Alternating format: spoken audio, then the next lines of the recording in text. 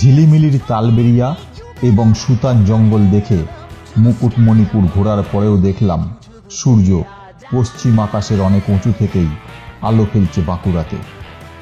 গাড়ি ছোটালাম শুশুনিয়া পাহাড়ের দিকে, যদি সন্ধে নামার আগেই ঘুরে নেওয়া যায়। তাই লাঞ্চটা স্কিপ করে গেলাম আজ। শীতকালে ভিড় বেশি, তাই মেলাও বসে।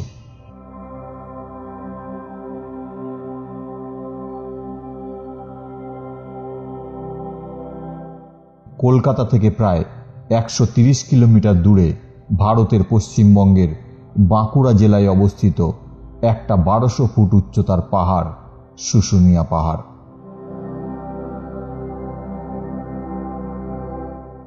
এটা একটা জনপ্রিয় পর্যটন গন্তব্য তার প্রত্নতাত্ত্বিক তাৎপর্য, প্রাকৃতিক সৌন্দর্য এবং রক ক্লাইম্বিংয়ের সুযোগের জন্য।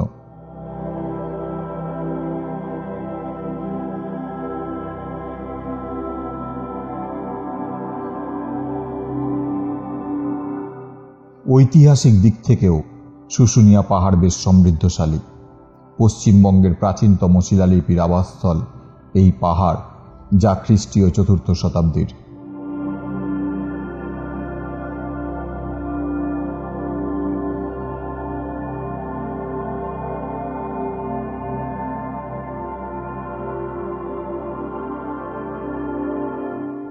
শিলালিপিটি রাজা চন্দ্রবর্মনের সাথে সম্পর্কিত বলে মনে করা হয়, যিনি সেই সময় এই অঞ্চল শাসন করেছিলেন।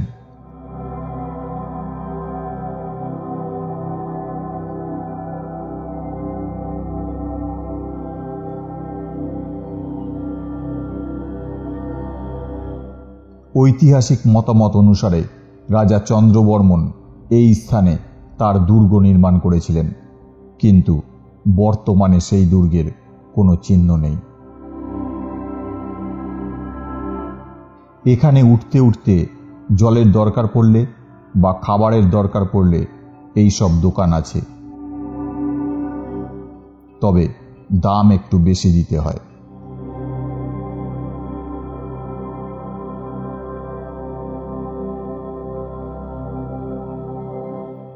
কারণ খাবারের সাথে এই উঁচুতে কষ্ট করে তুলে আনার দামটাও আছে।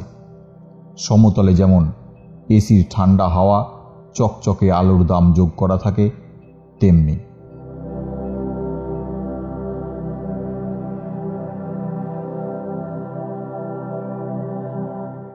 পাহাড়ে প্রাগৈতিহাসিক বসতির প্রমাণও রয়েছে, যার মধ্যে রয়েছে পাথরের হাতিয়ার এবং জিরাফ, এশিয়াটিক সিংহ এবং হায়নার মতো প্রাণীর জীবাশ্ম।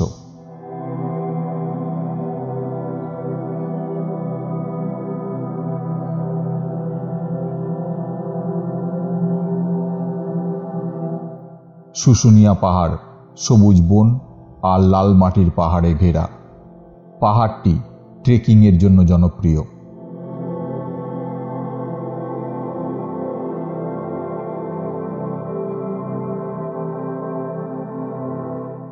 শুশুনিয়া পাহাড়ের পর্যটকরা পিকনিক করতে এবং আশেপাশের গ্রামগুলো ঘুরে দেখতে এখানে আসে।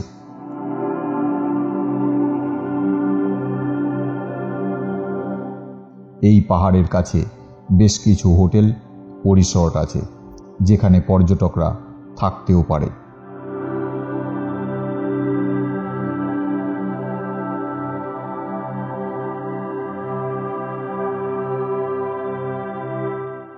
সঙ্গে কোনো রকম বোঝা ছাড়াই উঠতে আমাদের দম বেরিয়ে যাচ্ছে, আর ইনি উঠছেন খাবার বা জল নিয়ে।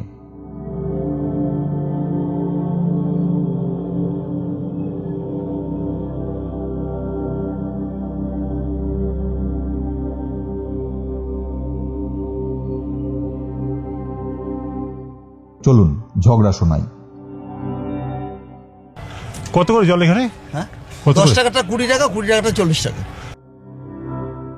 ইনি বেশ ঝগড়ার মুডেই আছেন। এটার জন্য প্রশাসন দায়ী, সাধারণ পাবলিককে দেওয়ার জন্য প্রশাসন দায়ী। প্রশাসন টাকা খায় এদিকে এখানে বসার জন্য। শুনুন কি বললেন শুনুন। প্রশাসন টাকা খায় এদিকে এখানে বসার জন্য। আচ্ছা, এখানে প্রশাসন টাকা খেয়ে এদেরকে বসিয়েছে বলছেন? টাকা খেয়ে এখানে বসিয়েছে, আচ্ছা। এটা এদের বসার কথা নয়। আচ্ছা না না দাদা, আপনাদের বসার কথা, আপনারা প্রশাসনকে, না ওটা নাই, প্রশাসনকে টাকা দেন না তো? না পয়সা খায় না, আচ্ছা আচ্ছা, ঠিক আছে। আমাদের এখানে পয়সা মানে এটা পাবলিকে বলছে প্রশাসন পয়সা খায়? না, পাবলিকও খায় না, কেউ খায় না। এখানে ওই কষ্ট করে তোলেন বলে সেই চার্জটা ওনারা দেন? মানুষ আমরা এটা করে, হ্যাঁ, সেই চার্জটা আপনারা নিচ্ছেন তাই তো? আচ্ছা, ঠিক আছে ঠিক আছে। সারের একটু বুঝতে গন্ডগোল হচ্ছে, লেকিন আমাদের না, দেখলাম যে অনেক কষ্ট করে ওনারা জল তুলছেন। এই যে আপনার সামনে নিয়ে গেল মাথায় করে, একদমই একদমই, সেটা আমাদের নিজের মেহনতের পয়সা লিখছে। পার্সোনাল ব্যাপারে সরকারকে কেন টেনে আনে বোঝা মুশকিল। বলুন, এটা কিন্তু মাথায় রাখবেন, ডবল কিন্তু চার্জ নেবেন না। আচ্ছা, এখন আপনারাও নেমে যাবেন তাই তো? আচ্ছা টাইম হয়ে গেছে আর নাই, আমাদের উপর থেকে আসছে লোক। আচ্ছা ঠিক আচ্ছা, আছে, কিন্তু ডবল চার্জটা নেবেন না।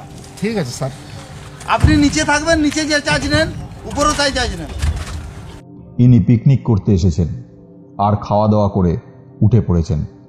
আমাকে প্রেসের লোক ভেবে সরকারের নামে আর এখানকার দোকানদারের নামে অবাক করা কথাবার্তা বলতে শুরু করলেন। ওরা বলছে যে আমরা যে পরিশ্রমটা করছি সেই পরিশ্রমের দামটা আলাদা দিতে হবে। পরিশ্রম করো না, এরকম হয়? পরিশ্রম না করলে পয়সা কে দেবে? পরিশ্রম করার দরকার নেই তো। তাহলে সবাই আরাম করে, কেন করছো? সবাই আরাম করে বসে বসে খাবে। হ্যাঁ, কেন পরিশ্রম করছো? না না, ঠিক আছে ঠিক আছে, চলুন। এই যে এখন ঠান্ডায় এখানে বসে আছি। কতক্ষণ থাকবে ভাই এখানে? এবার ঘর চলে যাবে? আচ্ছা, কোথায় বাড়ি? হ্যাঁ, নিচে বাড়ি। আচ্ছা, এখানে আশেপাশে থাকো?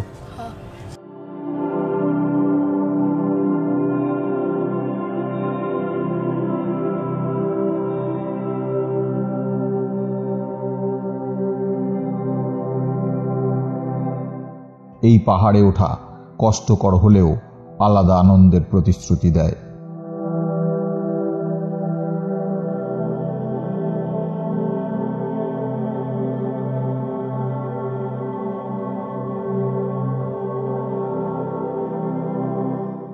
এই পাহাড়ের পাদদেশে রয়েছে বিভিন্ন দেবদেবীর মন্দির।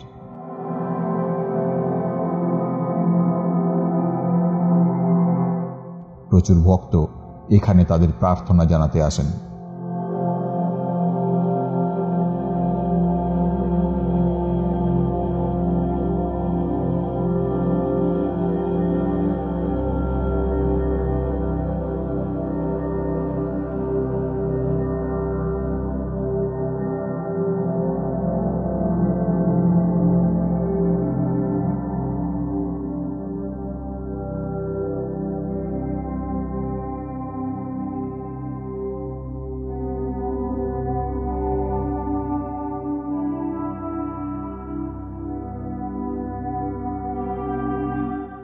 সঙ্গে থাকবেন, ভালো থাকবেন।